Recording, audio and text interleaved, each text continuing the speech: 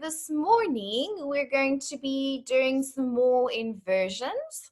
So we'll be talking a little bit more around your forearm balance, Pincha Mayurasana, and then we'll probably go through your handstand again and see if you have any questions on your headless headstand as well. All right, so that'll be our focus for this morning. So please, if you can, have a block handy just for a little bit later on. And have your mats fairly close to a wall because we'll also be kicking up. But before we go, we're going to warm up. Okay, so just bear those things in mind. Okie dokie, so this morning, because you're all becoming yoga teachers, I would like you to warm yourselves up. And you're going to take 5 slow rounds of sun salutations. Okay, start to move with thought. Be mindful. Don't just flow through it without thinking. Think about how you're placing your hands. What are you doing with your shoulders? What are you doing with your hips as you flow through these sun salutations on your own? Not all have to include a chaturanga. Maybe you want to do a few just moving from plank into downward dog because you don't want to tire out your shoulders because your arms are going to be working very hard over the next hour. Okay, so bear that in mind. Unless you want to go through 1 or 2 chaturangas with a little cobra, that's also fine, but don't overdo it. Let's start with that. So in your own time, move to the front of your mat. And when you come to downward dog each round, hold downward dog for about 5 breaths. Take your time, move slowly, move mindfully. Think about what you're doing with your body in every moment. So with your own breath and in your own time, off you go.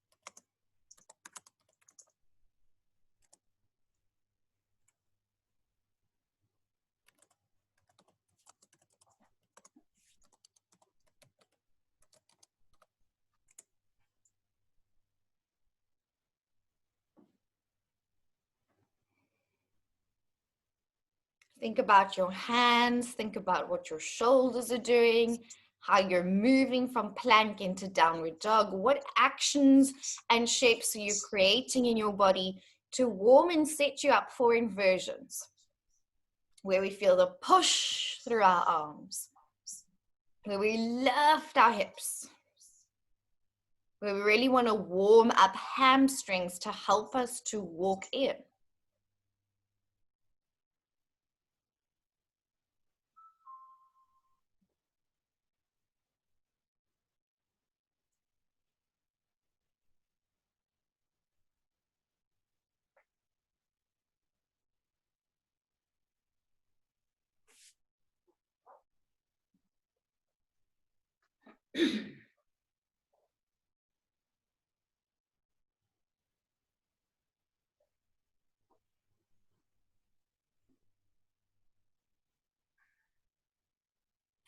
What kind of awareness are you creating in your shoulders? Are you creating strength or are you hanging in your shoulders in downward dog? When you take your arms up overhead, what actions are you doing with your arms that you'll be doing later on when we go upside down?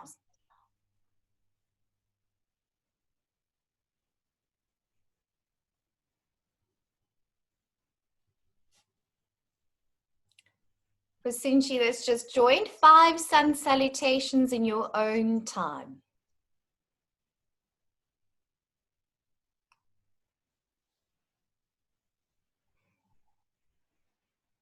Moving with breath, moving with awareness, moving like yoga teachers.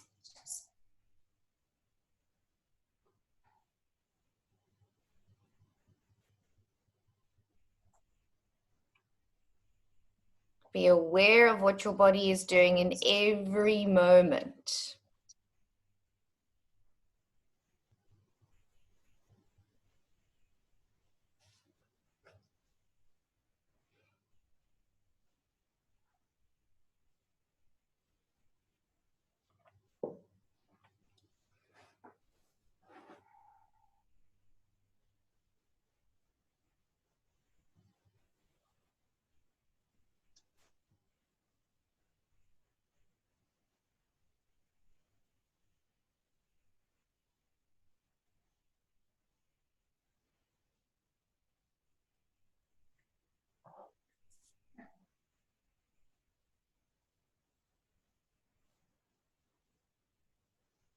Think about your transitions, how you step forwards, how you step back, how you move between poses as well.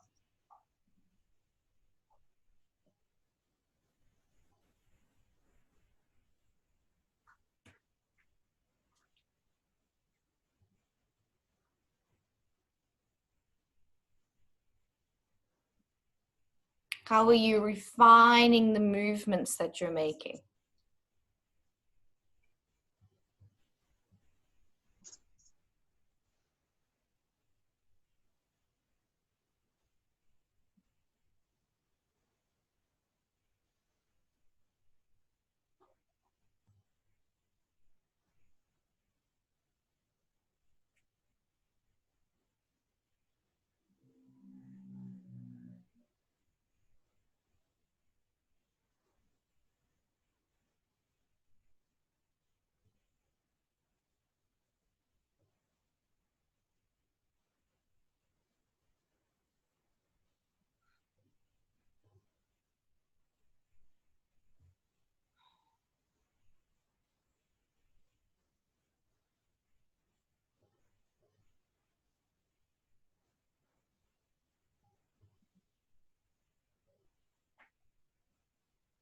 Just sun salutations.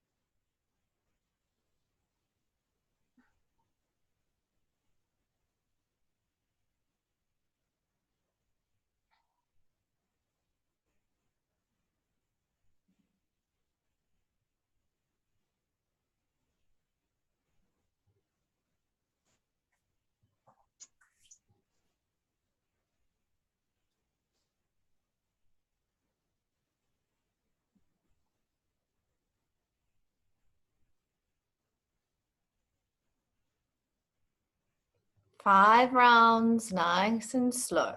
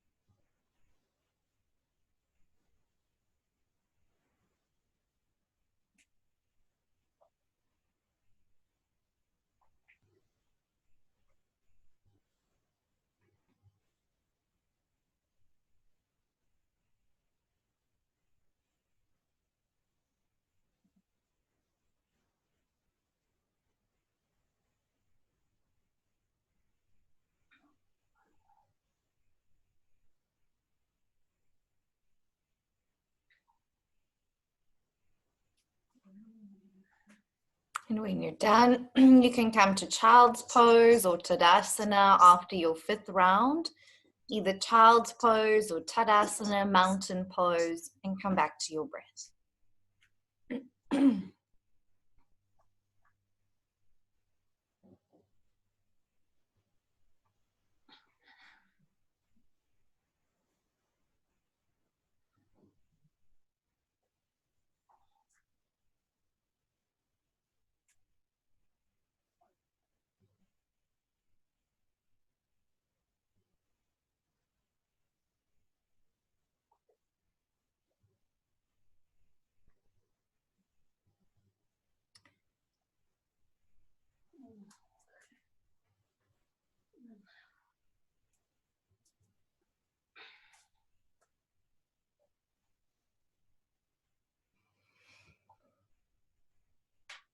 And because we're warming up for inversions, we need to warm up our hamstring muscles.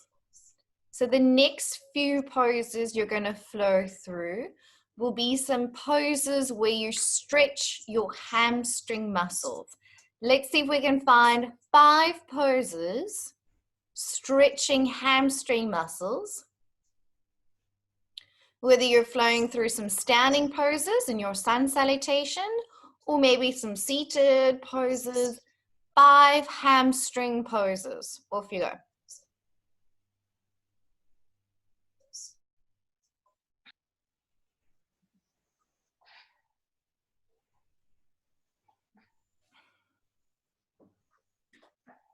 Five poses where you're stretching your hamstring muscles to prepare to walk in and kick up for inversions.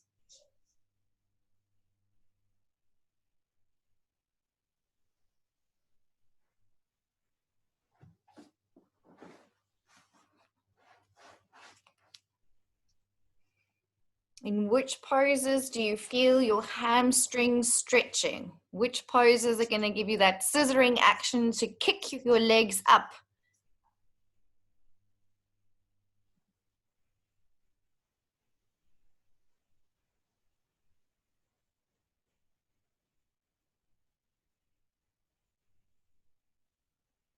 Five hamstring stretches.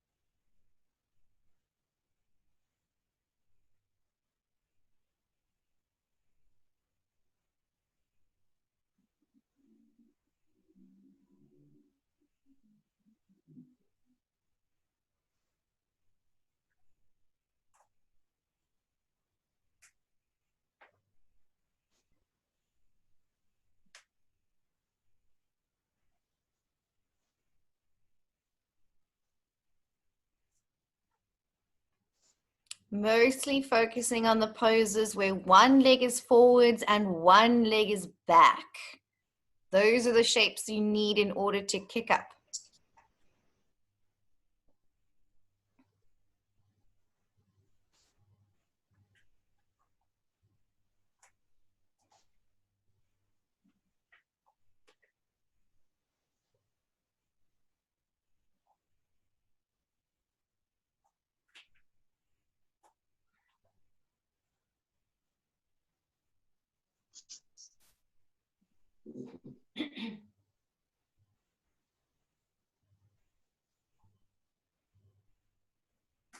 Think about your forward bend sequence when we work towards warrior 3. Most of those poses are prep poses for handstands, headless headstands, and forearm balances.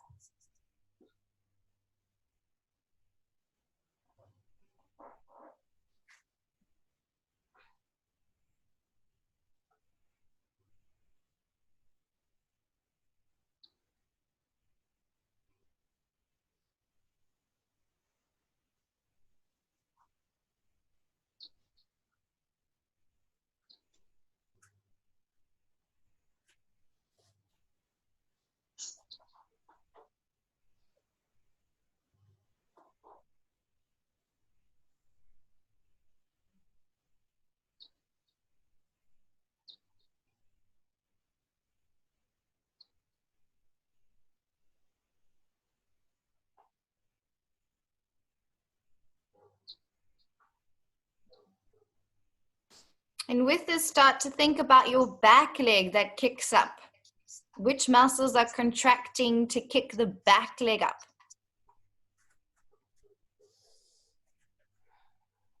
Hamstrings and glutes again, but this time they're contracting. So what poses can we feel our leg going back behind us? Some of you guys are in them already. How can we contract our glutes and hamstrings, taking the leg behind you? Bottom leg is stretching, top leg is contracting, strengthening hamstrings and glutes. In what poses can we feel glutes and hamstrings switching on and strengthening?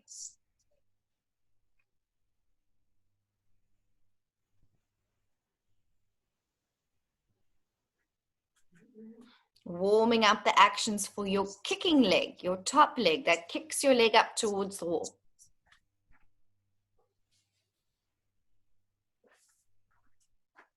Bring in a few hamstring contracting poses where your leg goes back.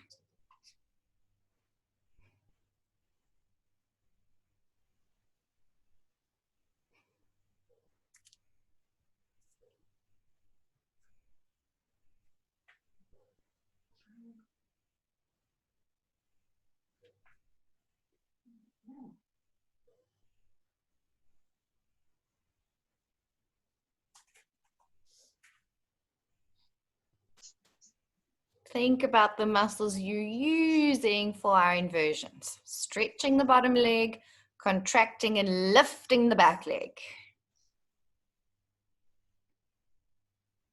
Scissoring action in the legs.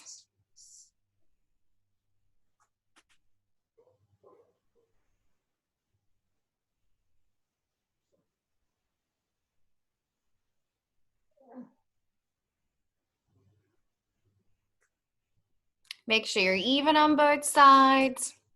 Slowly start to bring yourself either to child's pose or Tadasana. Take your time, you still got a minute or so.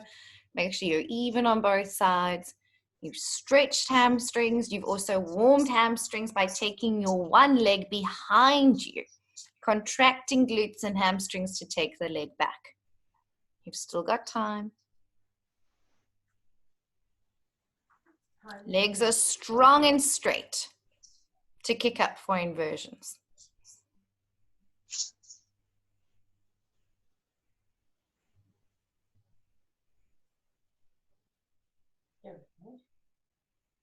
Splits. 1, 3. 1, 1.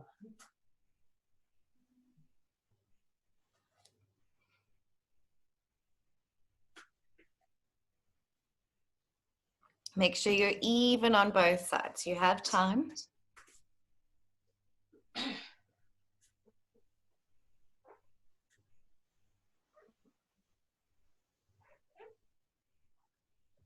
Child's pose or Tadasana when you're done.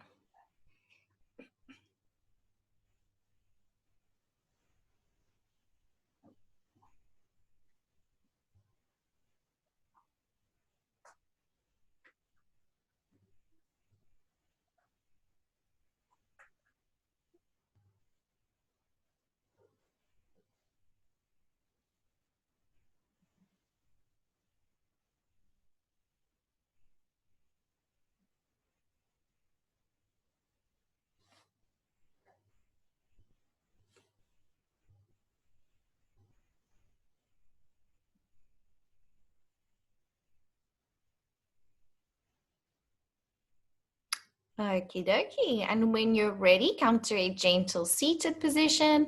And let me know if you have any questions before we get started. So you could feel how we warmed up your hamstrings by stretching them a little bit, and also about contracting glutes and hamstrings for your back leg to kick up in inversions. Most of us focus just on one leg back, one leg forwards, because the scissoring action is what you need in order to kick up. Yes? Any questions before we get going? Laura, I've got a question. Yes. I mean, people talk about people talk about sun salutation A, sun salutation B. I haven't got those in my head. You just said do some sun salutations. Should we know and be able to do A and B and know what they are? So in Vinyasa, we don't necessarily do sun salutation A and B. It's more in Ashtanga yoga, where they have a set sequence where they do sun A, which is what you do with the chaturanga, up dog, down dog, step back to the top of the mat. So in Vinyasa, we mostly only do sun salutation A. And then we just customize it for whatever we want it to be. Maybe we step forward, maybe we do. So you only need to worry about that. Just so that you know, sun salutation B, the only difference is you start in chair pose, which you can also do in Vinyasa, and you have warrior ones that you step forwards in, and then you flow through the series again. Okay. So it's just a set sequence, which they use in Ashtanga yoga. Vinyasa, it's more about choreography. You can slip in whatever poses you want. And we mostly just use the sun A. We're not really strict about sun A, sun B. It's just sun salutations. Okay. Because I didn't know whether I was just doing poses, and I didn't know whether they were sun salutations or not. Remember, sun salutation is like that little video I sent you of arms up, forward fold, halfway lift, step back plank, option to move through chaturanga, cobra, up dog, or back into down dog, and then step back to the top of the mat and flow back up to standing. Okay. So that is your sun salutation without any additional poses added in. Okay. Belinda? Laura, probably a silly question, but I mean, I kind of know the answer. But when you say child's pose, so obviously you get arms out in front, obviously you're stretching down the sides of your body, or child's pose with your arms by your side. So it depends, I suppose, what you want. Exactly, Belinda. As you said, depends what you want. If you want a more active child's pose, arms straight out in front of you. If you want to kind of keep more engaged, or a more passive child's pose, or a more rounded child's pose, arms behind. So it just depends maybe in your sequence which one you prefer, or just leave it optional. Okay. Okie dokie. So if you have a block handy, would be great. And near a wall, we're going to go into Pincha Mayurasana on page 156 is our forearm balance.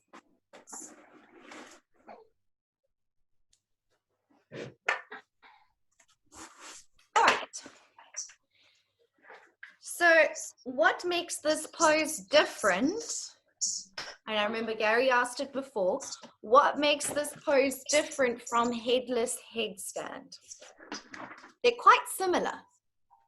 Yes, Belinda? Your hands are parallel rather than closed. Exactly. Your hands are, in the classical version, your arms are parallel to one another. Okay, and your hands are flat on the floor. Whereas in headless headstand, we've interlaced the fingers. Okay, so that's one of the main big differences. And then what else do we see more of in a forearm balance and less in a headless headstand? Page 156, Roxy.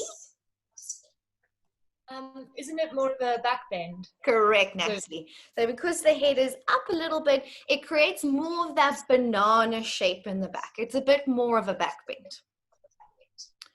So, but it also doesn't need to be a back bend. Some people will be able to do forearm balance completely straight, like a headless headstand. And it depends on your shoulders.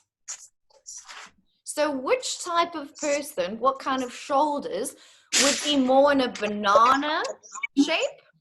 And what type of shoulders would be more straight in a headless headstand kind of shape? Micah?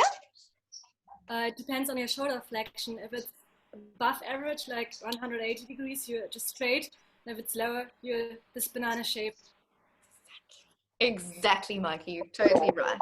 Does that make sense? So if, for instance, I was doing forearm balance, but my shoulder flexion stopped here. Okay. In order for me to balance, I'm going to be in a little bit more of a banana shape. Okay. If my elbow can go back in line with the ear, Can you see? It's straighter. And depending on your shoulder flexion range, might mean you might be in a bit more of a banana shape if your shoulders are a little bit tighter, or if you have very flexy shoulders, you might be able to do it straight. It doesn't matter. It just depends on your shoulders. And we see this a bit in handstands as well. In handstands, if your shoulders flexion kind of stops here, you're going to be a little bit more in a banana. Let me stand back so that's clearer. Okay, so if I'm upside down and my shoulder flexion stops here, I'm going to need to back bend a little bit to stack my hands over my feet. Can you see that? Where if my arm is straight, okay, in line with my ear, easier to be in a straight line. And the same is for your forearm balance. If my elbow stops here, a little bit more of a banana shape. If my arm comes in line with the ear, maybe you can be straighter. Okay. So a lot, and even more so in this forearm balance pincher, you're going to feel it a lot stronger on your shoulders. So there's a little bit more strength required in this, okay? It can be a little bit trickier in your shoulders because there's also that little bit of push action, and it can be a little bit different. So you'll experience that. And also because we're pressing our hands down, there's a bit of rotation happening in your forearm. So if you look at your hands, if your palms face one another as they do in headstand, can you see you're more on the outer edge of your forearm? Yes? And then as soon as you put your hands flat, as if you're going into a forearm balance, can you see how your forearms are rotating? So there's two little bones in your forearm, and they actually do like a little twist and they cross over. Can you see that? It's quite cool, hey? So that can also feel very different and maybe a little bit uncomfortable. So I've got a lot of options for you. Okay, first of all, we're all going to try it using our block. Okay, and we're going to have the thumb and the index finger, pointer finger, around the block like this. Can you see that? So what do you think the block is going to help with here? Keeping your hands Keeping the arms down. Yeah, helping to keep your hands down. Also helping you to keep that press down through your forearm. And another big thing it helps is stops you from doing this, where your elbows splay out and your hands come in. And why wouldn't we want that? no Would be stacked. There's You no lose your stack. And we don't really want to be upside down with our shoulders rolling in. Okay, so this is a very nice version of the pose to bring you into a very classical like position where your hands are pretty much like this, exactly the same, but with the block to give you a little bit of something to press into and to stop your elbows from going out. Okay. If you felt that that rotation in your forearm was uncomfortable, because it is quite tough actually, and you'll feel it now, to keep your pushing down through your forearm and your hand flat, it's quite a tricky position. And again, it depends on your bone structure, right? You could also squeeze the block like this. So my palms are holding the block on either side, and I can kind of push into the block, which feels quite nice and stable as well. So instead of having hands flat, you're more like this. Okay. And then if all of those were still uncomfortable, you could do headless headstand hands with fingers interlaced, but your head is going to be up a little bit, looking up at your hands. Okay. So those are going to be our options for the arm versions. Okay. Again, what are the actions we want to do when we're upside down? What are we thinking of doing with our arms and our hands? Retracting the shoulders. So what is that? What do we cue for that? Because we won't tell our students to do that, right? Pushing down. Push, exactly. So here in this forearm balance, again, it's really important to push down, okay? So your hands will be on the floor, or the outer edges, you'll see what you just prefer, and you're really gonna push down through those forearms, okay? Drishti, how is our drishti different here than in headstand? What do we do with our head mostly? Looking down. You just let it relax. It's just kind of looking down, your neck is relaxed. If you have enough space, unless for those that have to look up a little bit to create space. So in forearm balance, where am I looking? Up. Extension. Up a bit. Okay. You don't want to look up too much that you feel that your neck is scrunching. You'll have to just see for yourself there. You're looking forward. I find myself looking between my thumbs. So my hands are normally here. I'm looking up a bit towards my hands or towards my block. Okay. If you need to look down a little bit because you feel that that's scrunching your neck, you might have to adjust. Okay. But your drishti is forwards. Like when you do handstand, where do we look when we do handstand? Oh. Just. Yeah. We look a little forwards, right? So if my hands are here, my drishti is about over there. If my hands are the bottom corners of the triangle, my drishti is a little bit forwards of my hands. Not to a point where you're scrunching your neck, but that you're looking up a little bit. It's the same here with your forearm balance. Okay. Any questions before we go? Why did we warm up your hamstrings in order to do this pose? So you can Because you need long hamstrings. Small prep, sort of short downward dog almost. Exactly, to be able to walk in. Okay. Yeah, there we go. Sorry, not the most eloquent. It's true. You're trying to make that triangle shorter. So maybe in this pose you could warm up a little bit of a tricep stretch. So maybe there you want to stretch a bit of triceps. Okay. Unlike headstand, this one's a lot stronger on your shoulders. Okay. So we can warm up a little bit of shoulder flexion work. Maybe a little cactus. You would have felt this when you were going through your downward dogs. Oh.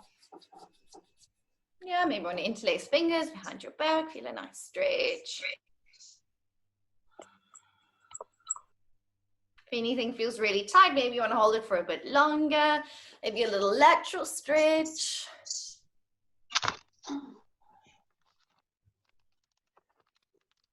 Okay, to warm up those shoulders a little bit.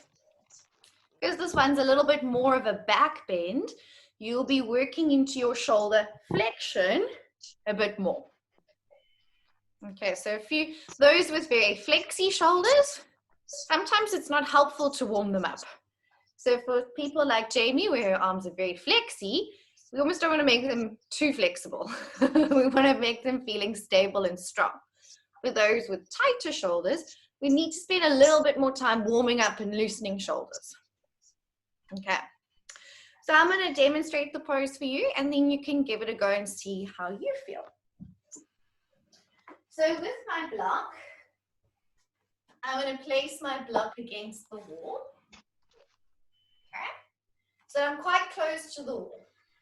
As you get more confident, maybe you would come further and further away from the wall. I'm going to place my index finger and thumb around the block so that my hands are flat on the floor. Okay. What do we do with our elbows at this point that we saw in headless headstand? Make sure that Sort of roll them onto the edge of the skin. That's it, Natalie. You want to make sure your elbows are under your shoulders, and maybe you need to tuck in a little bit more to where your skin grips the mat, because your skin does move, okay? And it can make a big difference. So from here, I do my downward dog legs. I'm walking in and I'm looking a little bit up towards my block. So my eyes are kind of looking towards my hands. What I don't want here is to sink and have my head towards the block. I want to push away from the block as much as possible. Can you see that? You don't want to sink. You need to strongly push away. And that's going to be tough on the shoulders.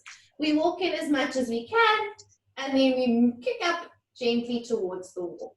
Okay. Even when I'm here, I want to push through my elbows again.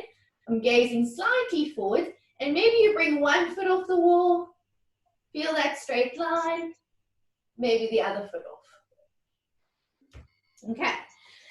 See how it feels for you. If it feels very strong on your shoulders, which it will, maybe today you're just going to place your hands, tuck your elbows in, and feel the pushing away from the block and leave your feet on the floor. Maybe you lift one leg up. See how it feels. Okay. This pose requires quite a lot of shoulder strength. So I want you to take it easy, okay? This is why we learn headless headstand first. Only if you feel semi-okay over there, it's still going to be strong on your shoulders. Maybe you attempt to kick up. Go slow. Go slow. So let's place our block against the wall. Socks off. Sleeves off. I know. Okay. You place your block against the wall with your index finger, your pointer finger, and thumb around the block. Now, don't rush your setup. Tuck your elbows in so that your elbows are underneath your shoulders. For some of us, with shoulders a little bit tighter, maybe a little bit of space is helpful. Maybe your elbows go out a little bit. Sometimes for the guys, the elbows are a little bit wider. It depends on your shoulders. Okay? Then you tuck your toes and lift hips into downward dog legs. Walk your feet in. Gaze gently forwards between your arms, between your thumbs. Don't scrunch your neck. Before you kick up, make sure you're pushing away from your block. How far can you push away from your block? Yes, babe, just like that. Don't sink towards the block. Push away from the block. And maybe you just stay here because this is really intense. If you feel fairly okay, maybe you want to try kicking up. There's no pressure. Lynn, don't overdo it if your elbow is sore today. This will get it. Just stay there, Lynn. You need to walk in, push down, and you might feel it's a stronger kick up, and you're going to be in a little bit of a back bend. Your gaze is forwards. You're pushing down, pushing down, pushing down. Keep pushing the floor away. Push through your elbows, push through your elbows, push through your elbows. If you feel okay, maybe you bring one foot off the wall, maybe the other foot, maybe try and play and find a little bit of balance. That's it, Kirsten. You're almost there. Go for it. Yes. You're so close. Beautiful. And she's up. I don't feel like I have any strength in my arms for this at all, Laura. Don't push it then, Michelle. This is why just with my feet on the ground, my arms are shaking. Don't push it. Then you need to build a little bit more strength in your shoulders, and the work we are doing in our headless headstand will get you there. Yeah. Yeah. Okay, everybody come down. I will give you another chance to go up again. So this is why also we teach headless headstand. So Michelle, your headless headstand, you're working the same actions. You're actually building the strength by having your head off the floor and pushing down. So headless headstand really helps to set you up for this pose. Because if you had your head on the floor, you wouldn't be using any strength. You would just be putting all your weight on your head. So keep working that strength, walking feet up the wall, Michelle, until your shoulders feel strong. It's intense on your shoulders. This one is the hardest on your shoulders, more so than handstand. Handstand is the hardest to balance, definitely. This one is the hardest strength for your shoulders, and sometimes a little bit awkward in the shoulders. Okay, so you want to try it one more time? Or before, we go Lynn, questions? To build that strength, like Michelle was saying, with your feet against the wall. Yes.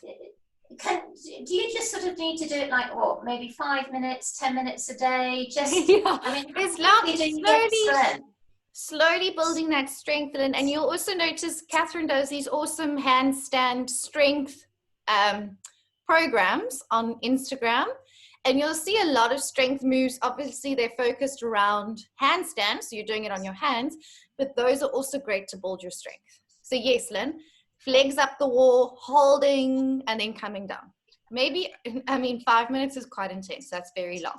Maybe shorter holds. But you can like build it up, you know, you can start with a minute and then get stronger. And does that strength come quickly? Because it feels to me it might take me years, and I'm not sure. I mean, does it come quickly if you really, really practice? I think it depends on your shoulders. It depends on a lot of things, how quickly that strength builds, you know. And I think it's really important we bring this in because most women in yoga don't have strong arms. So everything we're experiencing now, Lynn, is good because this is what we need to teach, is how can we get the arms stronger? First, just holding plank.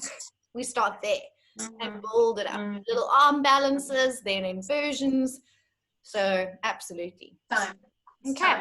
So if you want, you can try that one again. Please don't overdo it.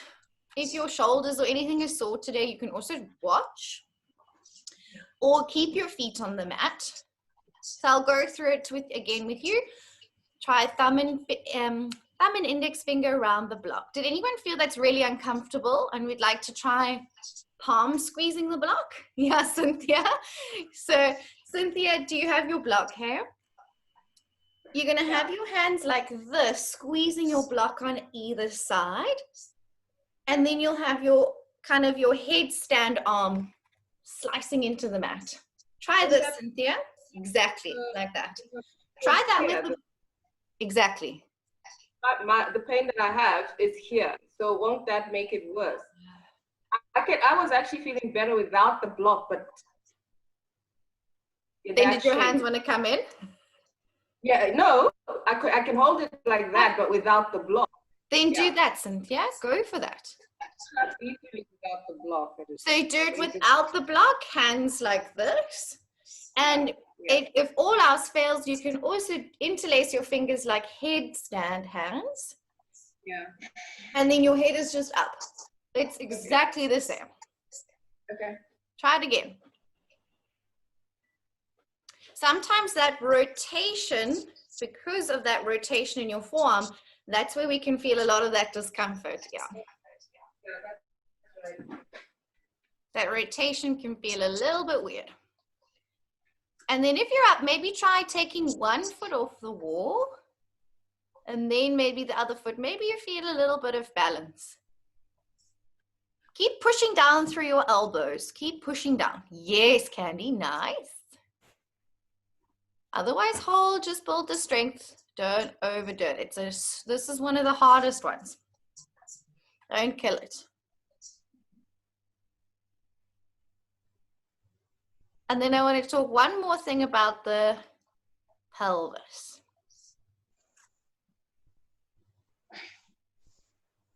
Okie dokie. So come down, I'll give you one more attempt after this. Okay. So in this one, if we want to try and move a little bit out of the banana, we can think of adjusting the hips. Okay. So if I come into this pose, I'm just going to do this quickly so I can see if I'm demonstrating it right, because it's something a little bit weird for me to demonstrate because I do the opposite. Okay. So if I am up and my pelvis is back like this, can you see that? You need to first bring your pelvis a bit forward so your pelvis is stacking a little bit more over the shoulders. So you don't leave your bum back. Bring the pelvis forwards, push through the arms, then one foot. And if you find that you're very bendy in your back, you may think of bringing your ribs in a little bit so that you're not in a big back bend, that you can bring your ribs in a little bit to feel that point where you stack. Okay, so if you want to try one more time, bring your pelvis a little bit away from the wall so you're not hanging in that back bend. We can bring you out of the banana a bit by moving the hips more forwards. You want to give it one more go? If you're tired, rest. If you want to do it one more time, Feel free to.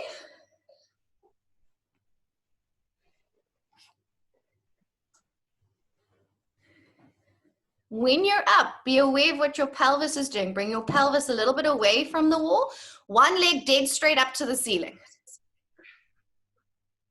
One leg at a time. Keep pushing down through your elbows. If you're in a very big back bend, you can think of bringing your ribs in a little bit and lengthening the tailbone up towards the ceiling. One leg off, dead straight up, and then the other leg off. Pelvis isn't hanging back towards the wall. Bring your pelvis away from the wall. Push down through the elbows, one leg straight up. Yes, that's it, Roxy. Keep pushing, focus your drishti forwards. Good, keep pushing down into your elbows for strength.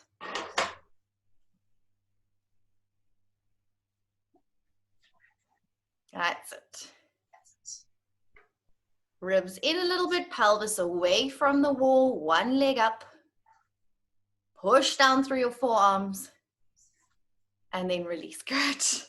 Well done. Take a little break. That one's going to feel quite strong on your shoulders and arms. So that is your Pincha Mayurasana. And very nice. And most people will continue to use the block between the hands to stop the hands from going in like this. So the block is really, really helpful in this pose. Any questions?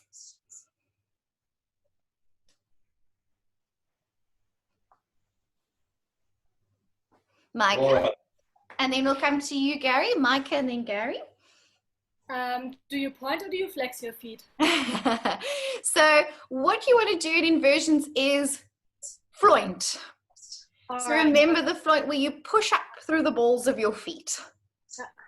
Gives a kind of nice feeling of flexing and pointing a little bit. Whatever feels best for you. Sometimes I feel like I want to point. Sometimes I floint. Some people like to flex. So whatever kind of feels most stable for you is always what's best for you. But floint is kind of our general one that we come to. So the balls of the feet are pushing up to the ceiling. Perfect, thanks. Gary? I actually found it easier to take the block away and to have my hands like this, with Yeah. the thumbs touching. Is that okay? Let's see, Gary, as long as your elbows aren't too wide and your hands are rolling in, we want to try and keep... With the block, it was like this. Yes. But I felt like it was putting a lot of pressure on my shoulder. Yes. So when I take the block away, it's fine. it's like, Yeah. my thumbs are quite long anyway. So I don't think it makes too much of a difference for you, Gary. I think that's totally fine. The only thing I'd say, just watch that this doesn't happen, that your elbows flare out too wide. Yeah. It just like, almost like the thumbs were pushing together. Give me a little bit more stability. Yeah, perfect. And if that works for you, cool. Most of us, I think our hands would be too small and it would encourage that. But for you, it looks like you're able to keep your forearms fairly parallel, which is then fine. Okay, thanks. Cool. Any other questions? Laura? Yes. Hi, Z. Hi. I just want to say, because I have really broad shoulders, so I don't know if it's a thing that if you have broad shoulders, the block really, because it's so small, it forces you to push your arms out. So when I did the side thing, it was easier than when it's like this. So because I really struggled at first when it was like this. So I think that's also, I'm glad that I have broad shoulders, so I noticed that, because some people, I think that's why I preferred this way and why some people prefer this way instead of doing it with the block like absolutely, Z, what you just said now is completely valid. If your shoulders, because depends also what blocks you have. Some blocks are really narrow. So then take the block out. If it's making you do this, then that's no good. then try keep your hands flat if you want, because it's a bit easier to balance when your palms are flat, but just take the block out. The block isn't always the most perfect size for everyone. So it's not always the best thing. Yeah, see, so just try it with your hands flat, but elbows in. And this is also totally fine, just a bit harder to balance. But remove the block if it's too narrow and not serving its purpose. Very good point Z made there. Nicole? Hi, Laura. Just on that point again, I found that my arms, I tried it with a block, which didn't work. And then I took the block away and my arms didn't move, but my hands went like this. Is that okay? No, that's the one you have to watch for, Nicole. So we don't want you, because if your hands do this, just feel it, what happens in your shoulders. So let's go like this, everyone. And then when you do this, what's happening in your arm, in your ball and socket joint over here?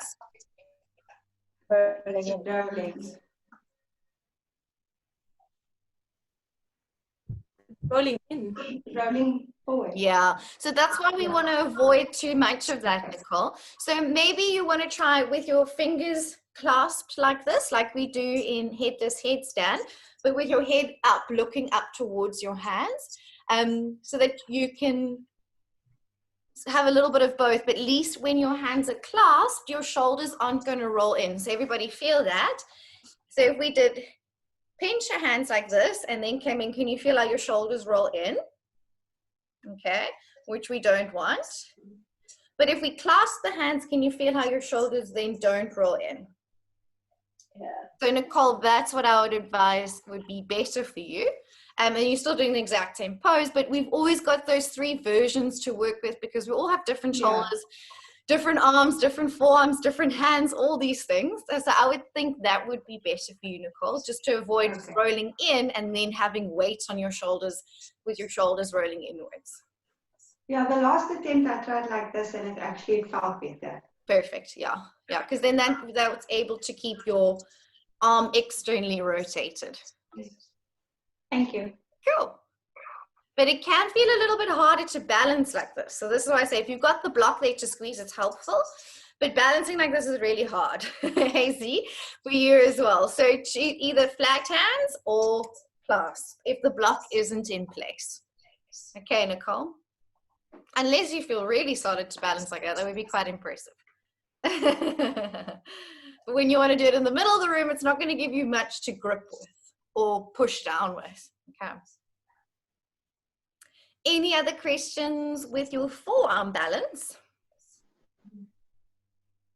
Okay, then I thought we'd quickly recap and go over handstand again. Seeing as now you've had a little bit of time to play and work with it, maybe we can explore it a little bit more. Yeah? Any other questions before we go into handstands? I know some of you have chosen it for your asana analysis, so maybe you've discovered a few things along the way. Okie dokie. So what are we doing with our hands in handstand? What are our hands doing? Under your shoulders. Spider hands. Spider hands. You need to grip. So, I mean, it's hard for me to show you like this, but your knuckles almost lift up like that you're gripping so much with your fingertips, right? Then where are our wrists? When we prepare for handstand, what are our wrists? What is the shape of our wrists? Extension. Yes, we're leaning over our wrists, okay? What are our arms doing? Flexion. Strong, straight. What action are we doing? Pushing. Pushing. So our shoulders are doing what? Flexion. They're in shoulder flexion. And our shoulder blades are? Elevating a little bit. Yes. Okay. Very, very important. Then where are we looking? For the triangle. Yeah. Triangle. Past your hands. Okay. So a little bit ahead of your hands. We focus our drishti. Okay. And then from what position do we enter handstand if we're kicking up towards the wall? Downward, small downward dog. Short downward facing dog. Have you been watching our handstand program on the Instagram page? Yeah. Time. Okay. If you can, it's super, super helpful. I'm even doing it myself. It's really fun as well. It's really tiring, but it's working all those points to get everything strong and the skill work for handstands as well. Should we give it a go? Okay, so come to your wall. If you're not kicking up yet, that's also perfectly fine. You're going to walk legs up the wall. But maybe this time you're going to walk in a little bit closer. Do you know what I mean? So Candy, if you're going into that, Candy, bring your hands closer to the wall. So so it's a little bit hard. And then you're going to go into handstand like that. I'm sure, Candy, you can kick up as well. Okie dokie. So whether you're walking up the wall, be a bit closer to the wall and challenge yourself. Think of plank on the wall, yes? For those that are kicking up, place your hands, Bev, a little bit further away from the wall, about a hand's distance away from the wall. Yeah, to give you a little bit of space, okay? If it's not too scary. So let's come into downward dog legs and walk the feet in. I'm going to cue those that are kicking up now. For the rest of you doing plank on the wall, hold your plank and tuck your bum, okay? Look forwards, lean forward. So this is why your hands need to be a little bit away from the wall so that you have space to lean. Can you feel that, Bev? Lean over your wrists. Once you've leant over, then you kick up. So everyone is upside down, either walking feet out the wall or you've kicked up at this point. Push the mat away. Focus your drishti. Think of where you're looking. Keep pushing down, pushing down, pushing down. For those at the wall, maybe you take 1 foot off the wall, stretch that leg straight up vertically, and then maybe the other leg. Even if you're doing plank on the wall, try and lift one leg off. Good. Keep pushing down. Now grip with your fingers. Grip, grip, grip, grip, grip. Grip the mat. And then everybody down, relax. Come down to, give your shoulders a little breather, you will have a chance to go again. Okie dokie. Belinda? Is it normal to have, I find I'm always kicking with one leg. Yes. Be very conscious. Unfortunately, there's always going to be one leg that's happier to do the kicking. We want to try and kick with the other leg as well, every now and then. But there'll always be one that's more comfortable, definitely. I'm terrible with that as well. Okay. So for those that are holding against the wall in plank, how are you feeling? A bit stronger? It's looking much stronger. Natalie, that was looking great. Oh, I've been practicing. Yay! But it's so tiring. It's very tiring. It's very tiring. Yeah. You really strengthen your wrists, your arms, your shoulders, everything. It's tough. It's really tough. Okay, Yeah, so we're going to do it again. Arms. I know, but Natalie, I can see the difference. It's really looking great. Okay, so we're going to do it one more time. If you're walking up the wall, see if you can come a little bit closer towards the wall. Still grip, still look forwards, keep the push, keep your bum down, and then one leg off. Keep pushing, keep gripping, keep pushing, keep gripping, okay? If you're at the wall, maybe come a little bit further away from the wall, okay? If you're feeling a little braver now, what I find as well, index finger pointing forward, so your hands feel slightly turned out, also helps you to lean more over your wrists. So I'm going to come a little bit further away from the wall. I'm going to walk in, lean over, look forward, pick up. Okay, one leg straight up, grip the mat. Use your fingers, fingers, fingers. Okay, grip. All right, see if you can come a little bit further away from the wall. Maybe you don't even touch the wall, would be your next step.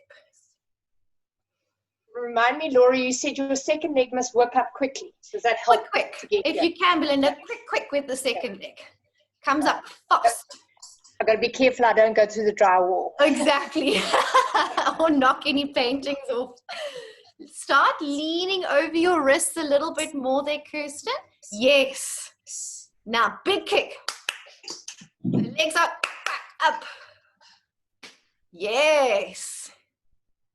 Yes, Kirsten, you are so close. There, just kick the wall. Just kick the wall, then you know where it is. Ah, she's up. That looks great, Michelle. Now, 1 foot off the wall there, Michelle. Keep pushing and gripping, pushing and gripping. Nice, Renee. If you've been doing the wall holds, try a little kick. Go, Renee. Turn around, try the other way for a bit, just for fun. Just for fun. Cynthia, you're okay. Is your wrist all right? You can take it easy with this one. Okay. Take it slow. That's it, Mika. Good. Nice, Wilma.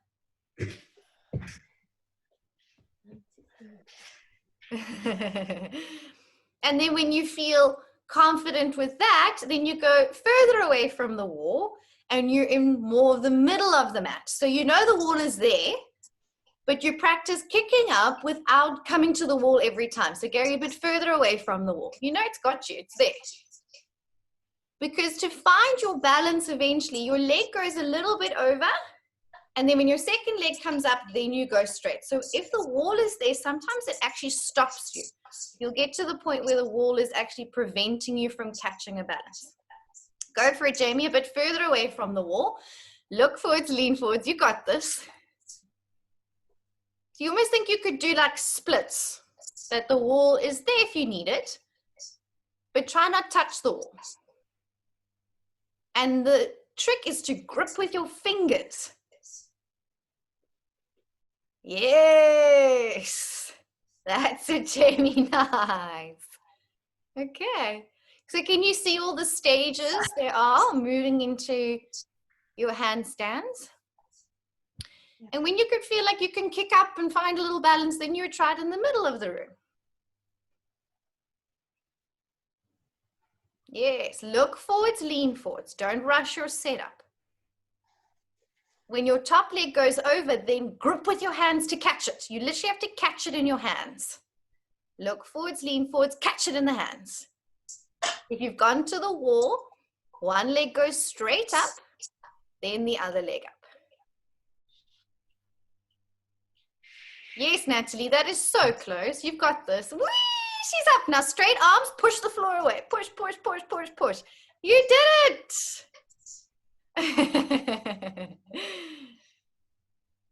Natalie, if you can do that in handstand, you can do it in headstand. Well done.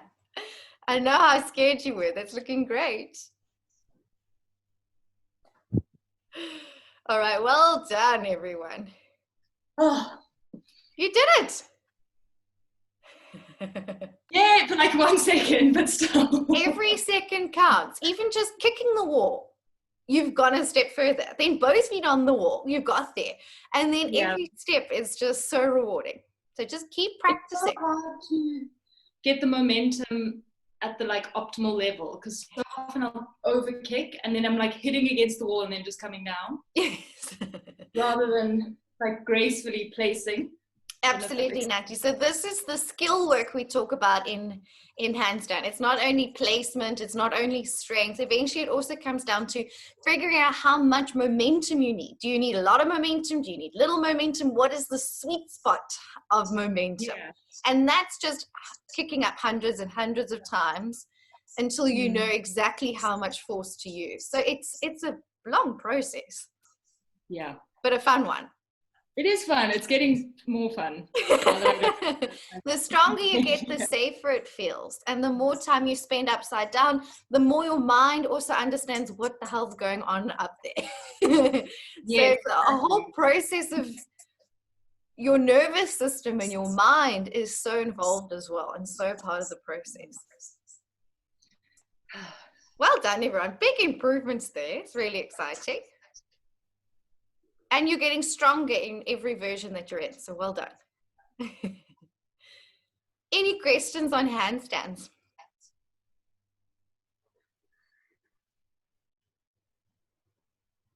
All okay? Keep doing the handstand program. All right, we'll go quickly over headless headstand. Sorry, Laura, can I just ask a quick question? Yes, Is this Michelle? management program, is it anywhere other than on Instagram? I'm not on Instagram. I Can think find it's it also on our, Michelle, Is it on the worthwhile, website? I think you need to be on Instagram. It's very easy to sign up, just punch in your email address and then just find us on Wellness. It is only on there. You can also find It's on the link. website. It's on the Laura? website. Can you watch it on the website though? Doesn't it Yes, just channel you to Instagram? Oh, you can. I can't. Oh, there you are. And on the website there. Great. Some of us don't have access to the website one.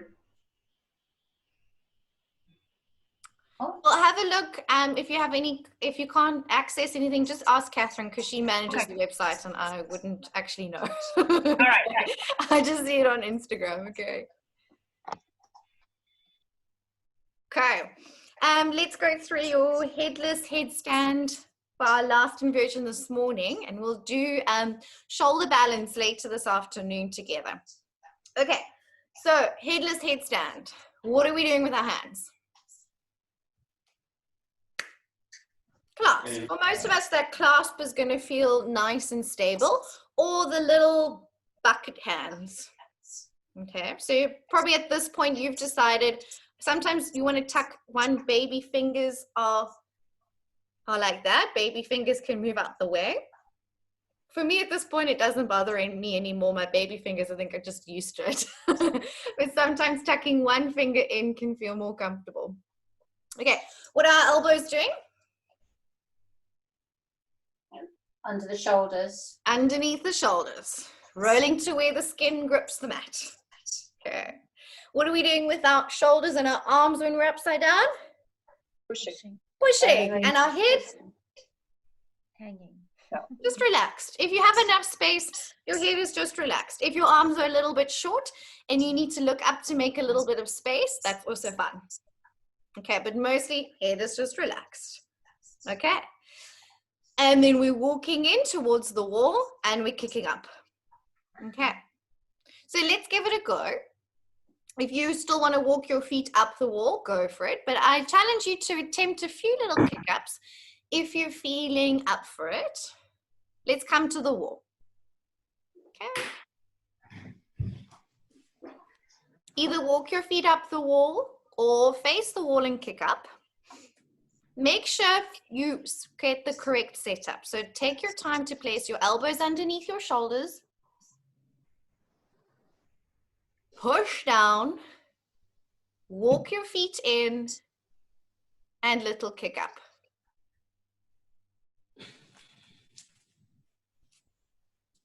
Okay. Then once you're at the wall, maybe you want to take one leg straight up to the ceiling. Maybe you need to bring your ribs in if you tend to overarch your back a bit. Remember, your pelvis comes away from the wall.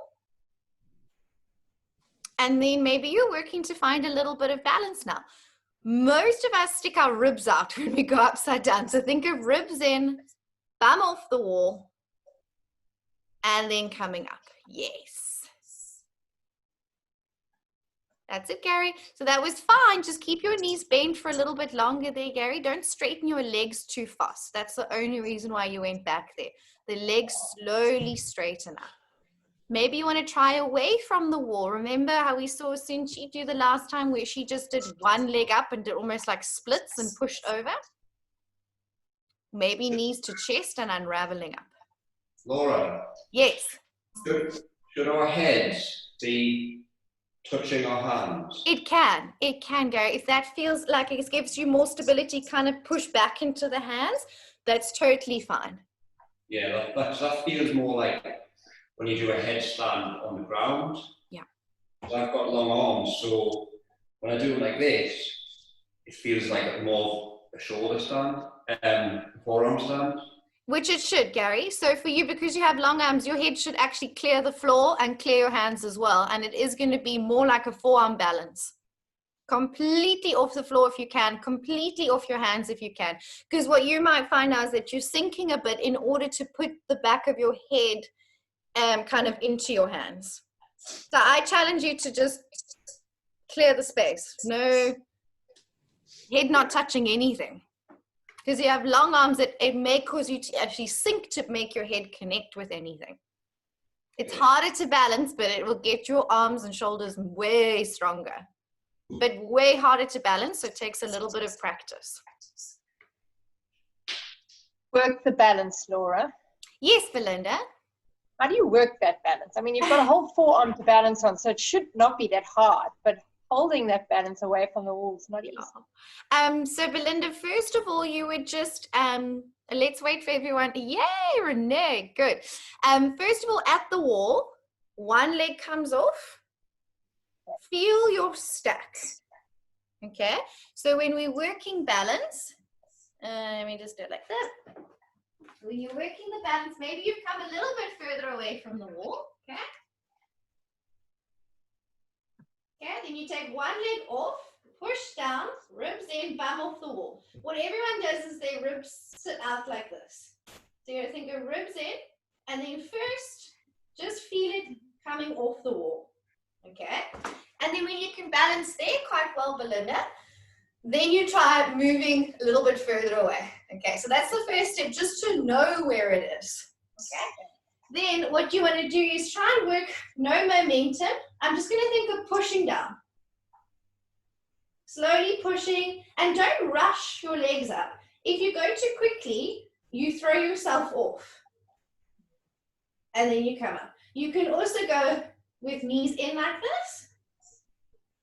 But don't rush. If I quickly shoot my legs up, it's going to throw me off. Okay? If you're going like this, knee in, feel it. Don't rush to take the legs up. But start off with the wall, one foot, then the other foot, know where your balance should be. And then hold there, maybe for like a minute, yeah? Getting your shoulders nice and strong. Because what takes you up without momentum, eventually for balance, because you don't want to use momentum now, you don't want to kick up, is strength. And it's that pushing down strength. So the stronger, all I'm thinking when I go over there is push, push, push. And I say, use the power of the push to go up. So you can start feeling that now already, Belinda. Even if you're going to use the wall, try and just push. Of course, long hamstrings help with that. Okay, did that answer your question? Yeah. Okay. Any other questions when it comes to headless headstand? We're going to do it again. And you're going to try and find your balance a little bit more. If you're walking feet up the wall, then like you did in your, you come a little bit closer to the wall.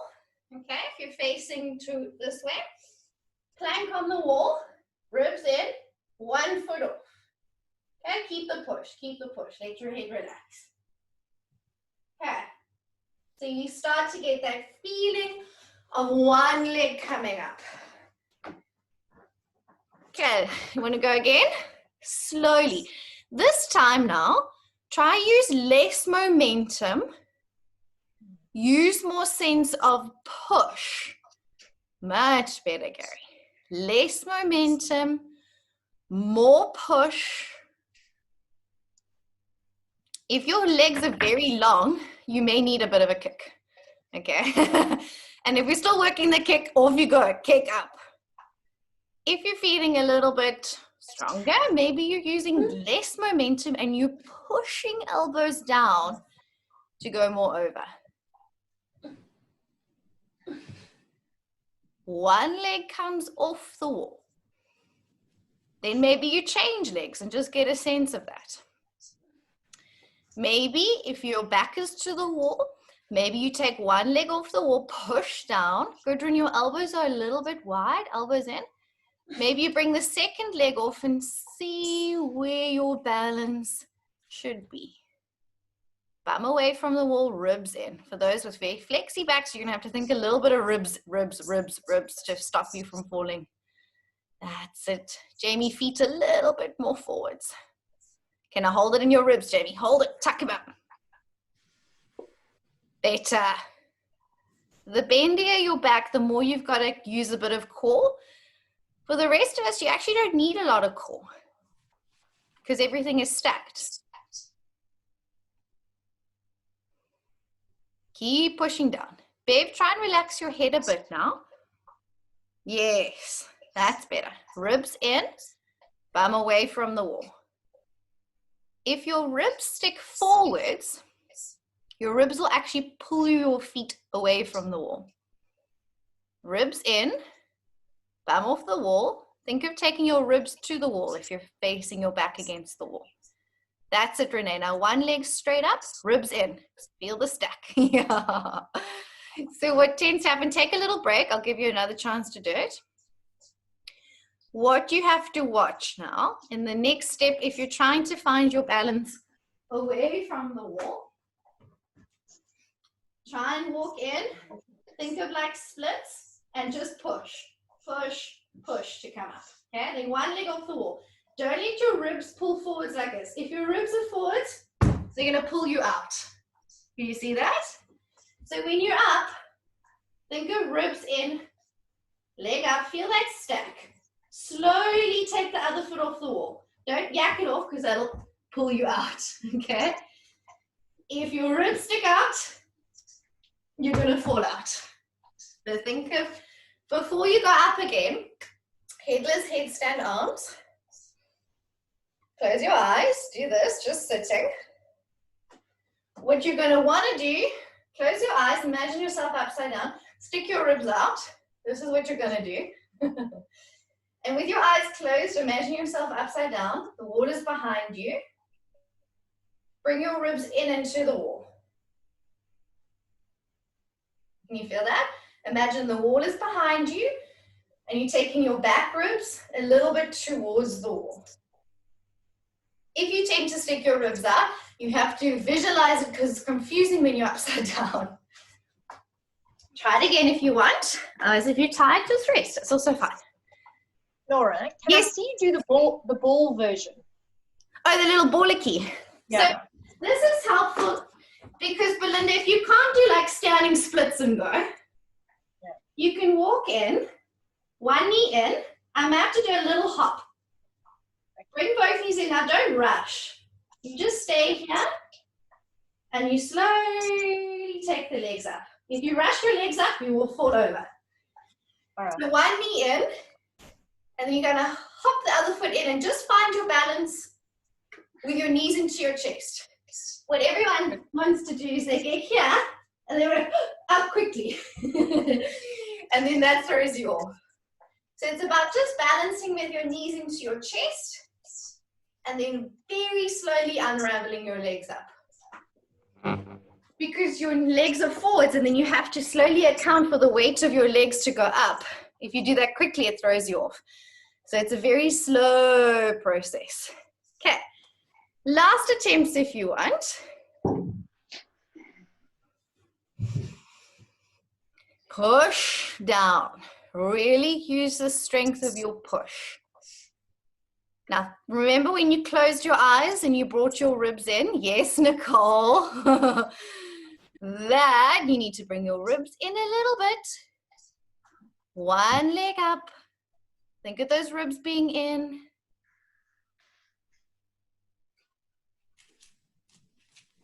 Reach up, push down.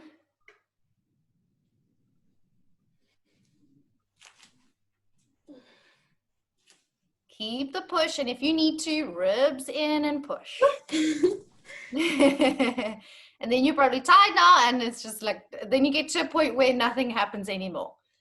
So with this, it's rather about moving slowly, moving mindfully, rather do less with control than like hundreds badly, okay? It's tempting, but rather do it slowly, build the strength, and just kicking up millions of times without building the skill work. But it is very tough. You guys are getting so much stronger. Huge improvements. Any questions?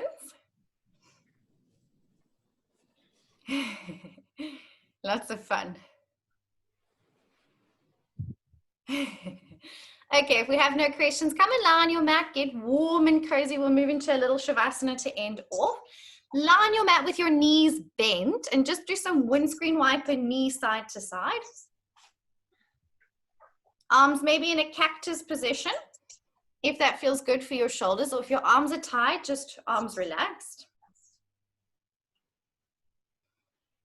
Slowly, just releasing, unwinding.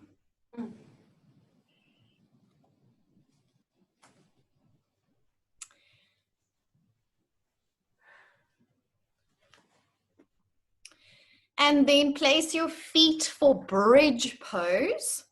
So feet hip distance apart, arms to your sides, press up your hips into bridge. Gentle back bend, or if you want and you have your block handy, you can do the supported bridge with your block under your pelvis, so under those little dimples in your lower back. It's always very nice. Active bridge or supported bridge on the block. If you're on the block, you can stay here for a little longer. For those doing active bridge, whenever you're ready, you can lower your hips and do any last movements that feel good. Maybe you want to hug your knees to your chest, maybe a happy baby. If you're on the block, maybe you just want to stay there a bit longer. Whatever poses your body is craving in this moment.